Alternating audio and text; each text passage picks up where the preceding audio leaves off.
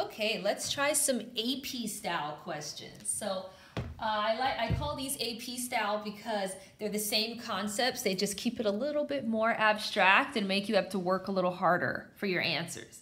So they're asking us to find g prime of pi over 3, given that g of x is f of secant x, and that we know these givens above.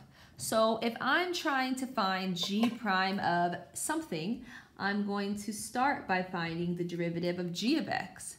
Well, g of x is defined as this composition, so that will be the derivative of the outside, which is f prime of secant x, multiplied by the derivative of secant x, which is secant x tangent x. So what is f prime of something? Well, f prime of x is 2x f of x.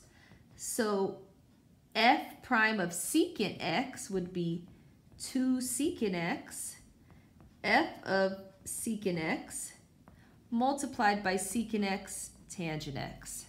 So this piece here is coming from this derivative, but instead of x, we have secant. So now I think I should be able to plug in pi over 3 in order to find g prime at that value. So let's see what's happening. So this is g prime of x.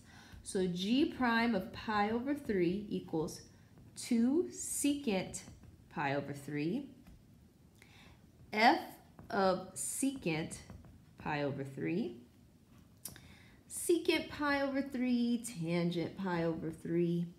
So let's evaluate these trig functions. And remember, this is 30, 60, 90. So we're using pi over 3, which is 60. And we're doing secants and tangents. So secant is the reciprocal. It's hypotenuse over adjacent. So this becomes 2 times 2. Now secant of pi over 3 is f of 2, right?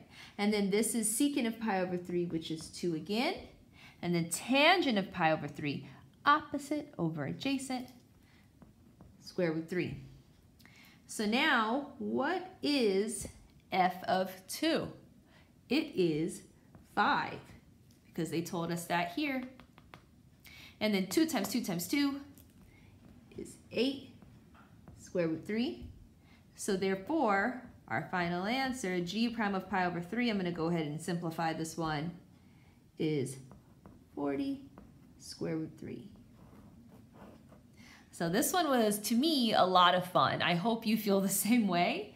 Let's try one more moving forward, connecting this to now the tangent line.